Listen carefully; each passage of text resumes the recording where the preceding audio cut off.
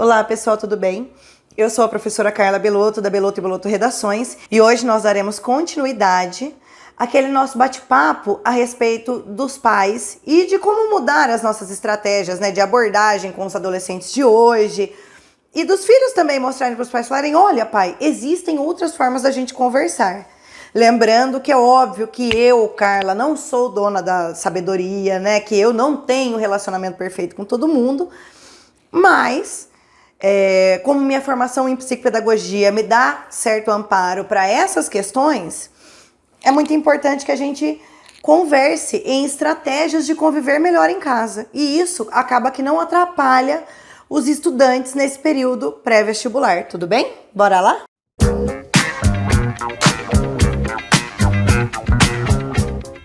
Abra-se para mim. Confie em mim, filho. Aí ele vai lá e confia um segredo a você. Você chega em meio a uma roda de amigos e conta o segredo do seu filho para todo mundo. Entendeu? E conta sobre uma pessoa que ele ficou, namorou, tanto faz, ou algo que ele fez que foi engraçado, mas para ele não é engraçado fora do contexto doméstico, tá? Ou então, aquelas questões assim, confia em mim, filho, mas eu não confio os meus segredos a você, tá? E aí, você, por exemplo, filhos de pais divorciados, não sente que os seus pais contam tudo não necessariamente tudo, mas assim, aquilo que é do seu interesse para você, porque às vezes eles não contam, viu, por medo de te machucar, mas é muito importante que você seja realista e mostre tudo para os seus filhos, porque eles precisam saber a realidade, até porque quando nós pais não estivermos aqui, a realidade tá rolando, tudo bem? E assim, é indispensável que você respeite o que é contado para você como segredo, entendeu? Não exponha o seu filho. Aí o pai fala assim, você acredita, fulano, que o meu filho está pensando em fazer letras? Ai, meu Deus, é uma vergonha, nanana. Não é isso. É o que o seu filho quer fazer, é o que ele mostrou para você, é o interesse dele e você não respeita. E ele tem que te respeitar. Vocês estão entendendo? Essa troca que ela não é mútua? Ele tem que ser respeitado também, tudo bem? E o fator dele ser respeitado também não quer dizer que você baixou a guarda, que você não tem a sua autoridade, tá? Porque são coisas diferentes. Você ser autoritário e de você ter autoridade. Você consegue trocar, e seu filho vai te respeitar na troca de conversa e tudo mais pela conversa. Você não vai perder o respeito só porque você tá trocando um bate-papo com seu filho. Agora, ser autoritário às vezes não rende bem para todas as pessoas. Outra coisa que acontece com uma frequência muito grande, hoje ainda mais ligada à estética, sabe? É quando os pais diminuem, os filhos a partir de defeitos que os filhos também não gostam neles, tá? Ai, o filho é mais gordinho. E aí você vai na loja de roupa, aí a moça fala assim, ai, que calça que ele usa? Aí ele fala assim, ai, 44. Aí você dá risada da cara dele, 48, moça. Para, não é 44 não. Pra que você vai diminuir o seu filho? Provavelmente ele já sofre na escola a respeito disso. Ele mesmo, tá? Tem uma autocobrança, ainda mais hoje com essas questões de estética e tudo mais. Aí você vai lá e pá, detona o menino. Pra quê? Me explica. Sabe? Não existe a necessidade de você levantar os defeitos dele, ele já sabe. E existe sim a necessidade de você com os seus filhos discutirem estratégias para que esse tipo de coisa não aconteça mais. Se é a questão estética que o incomoda, então filho, vamos conversar, Vamos criar uma estratégia para você fazer uma dieta, para você fazer tal coisa e se sentir melhor. Tudo na vida de quem se sente melhor rende mais, entenderam? É muito comum que nós, pais, esperemos de vocês, alunos, um crescimento profissional muito grande. Não importa a área, para muitos, e não importa o como. Porque, assim, nós temos um pouco do narcisismo. E aí, o que a gente acaba mostrando para vocês? A gente acaba trazendo para vocês essas expectativas de um crescimento rápido por possíveis dois motivos. Ou para eu me gabar que o meu filho é incrível, certo? Ainda hoje eu ouvi uma fala assim, na rua, no comércio, muito interessante sobre isso. Ai, o meu filho, que é jornalista, ia gravar a respeito de tal coisa, mas aconteceu isso, não deu certo. Então, assim, é nosso hábito como pais, e eu sei, usar um pouco do nosso narcisismo, né, e nos gabar a respeito dos nossos filhos. Ou então também esperarmos que os nossos filhos garantam a nossa aposentadoria. E, inclusive, diversos pais jogam essas questões nas costas dos filhos. Olha, filho, você tem que estudar e ganhar bastante, porque amanhã você que vai ter que me sustentar. E, bom, a gente sabe que não é bem por aí, né? E que o sucesso não vem tão rápido assim. Então, pais, essas nossas falas, elas acabam como fundamentos para a pressão que eles já sentem, sabe? Assim, eles servem para auxiliar nessa pressão que já é tão grande, porque mesmo que ele esteja fazendo o que ele queira, onde ele queira, na faculdade que ele queira, ele vai sair da faculdade buscando ganhar os 50 mil reais que ele sonha, e a gente sabe que não é assim. Então a gente precisa ensinar para os nossos filhos que para tudo existe um processo a ser respeitado. Tem o primeiro emprego, tem o estágio que é sofrido, tem o primeiro emprego que a gente ganha mal pra caramba, provavelmente ainda precisaremos dos pais. E aí, com o passar do tempo, que essas questões vão mudando e que os nossos filhos vão conseguir autonomia. Mas se nós ficarmos o tempo todo ali, ó, pressionando, o que vai acontecer com eles? Eles não vão acreditar que essa autonomia seja possível, porque, nossa, faz 2 meses que eu estou formado e eu ainda não estou bancando os meus pais, tá? Então essa é uma questão importantíssima para nós, beleza? Vamos para outra fala, né, que é muito comum nós pais fazermos, e quando eu me coloco é porque é algo que eu possa fazer, tá? Minha filha ainda é muito nova, mas isso pode acontecer. E a fala é a seguinte: siga todas as instruções que papai e mamãe falam. Responsáveis no geral, tá?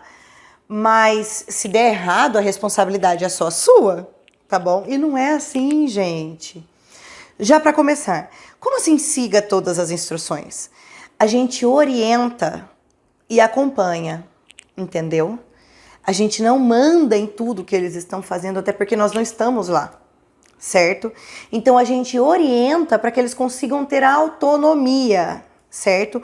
Para fazer as escolhas adequadas, porque realmente a gente não vai estar lá o tempo todo. Você não sabe, desde uma coisa que para mim é muito séria, por exemplo, acesso a drogas, tá? Você talvez não esteja lá.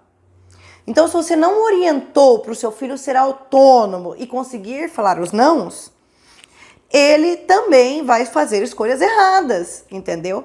Então essa orientação é para que ele consiga fazer sozinho.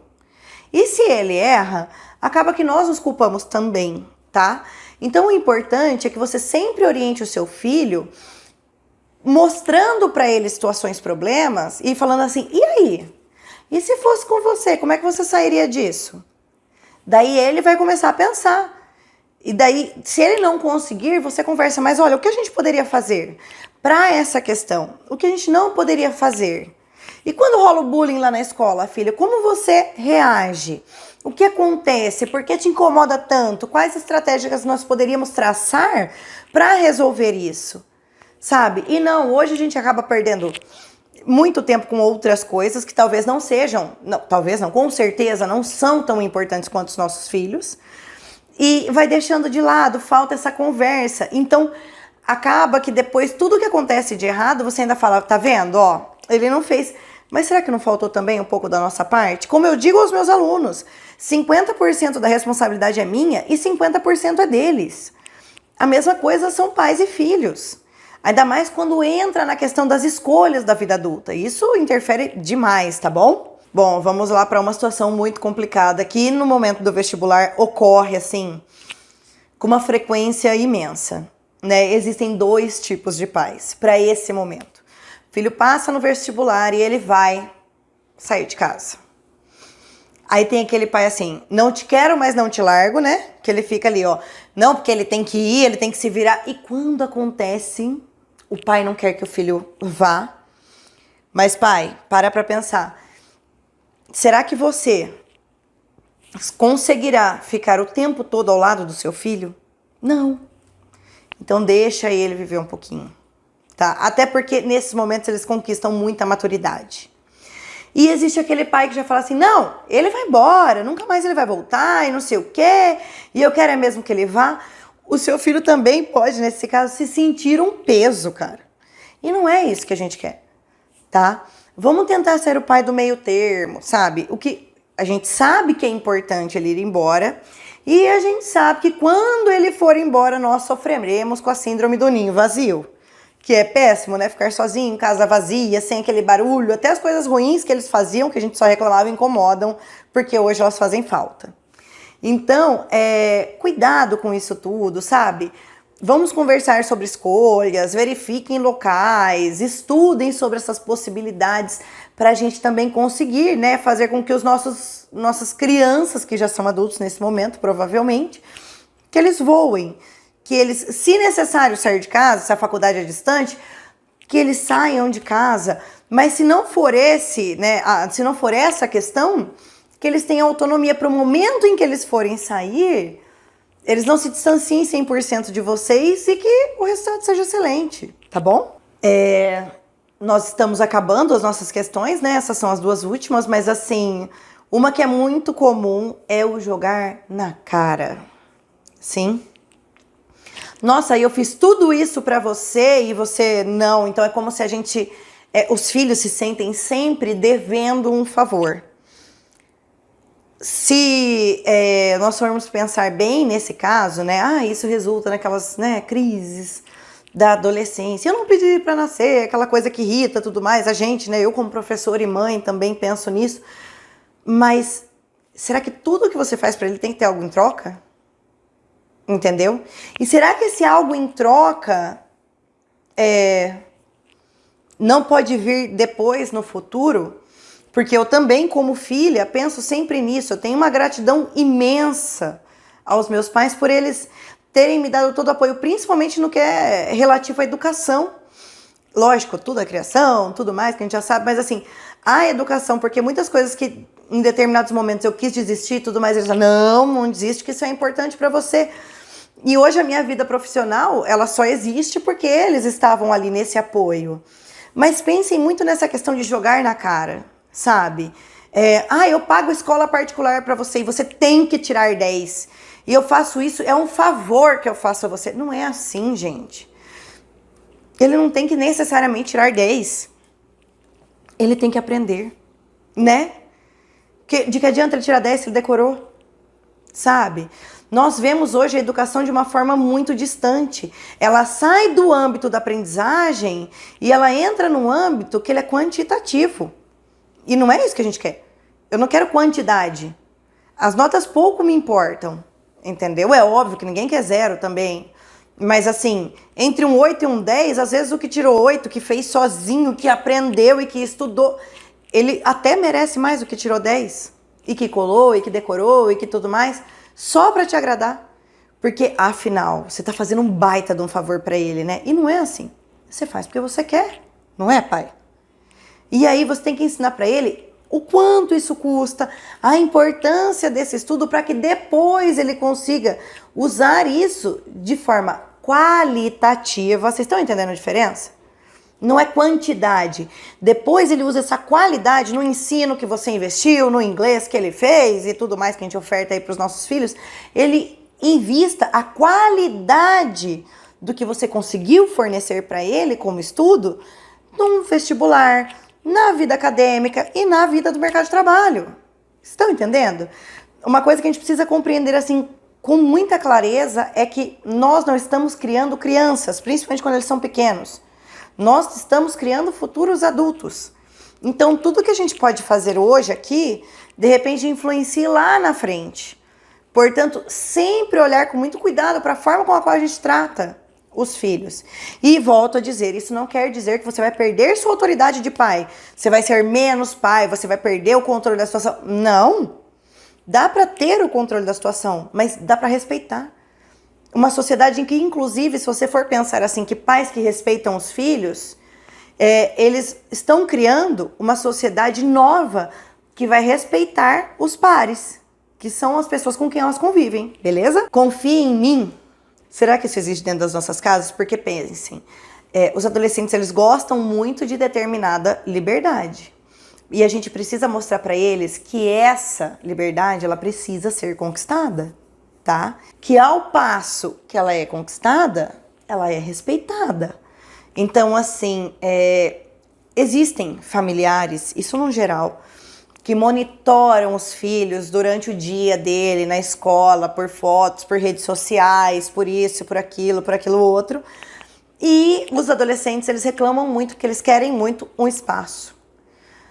Por que não a gente pensar que, assim, façam com que eles conquistem esse espaço? E você, adolescente, não busque, assim, o espaço sem ter direito a ele, entendeu? Eu não posso nem trancar a porta do meu quarto. Tá. Em algum momento você já deu alguma mancada trancando a porta do seu quarto? O que você faz para conquistar esse espaço? Entenderam? Minha mãe não confia em mim nem para eu sair com os meus amigos. Mas será que aconteceu alguma coisa? Vamos buscar conquistar esse respeito. Entendeu? Porque daí é uma questão de confiança, é uma troca. Sim? Cuidado, os adolescentes que querem todos esses direitos sem dever algum, e isso não existe, tá? E cuidado, todos esses pais que também são pais como eu, certo? Pra gente não virar um segurança dos nossos filhos.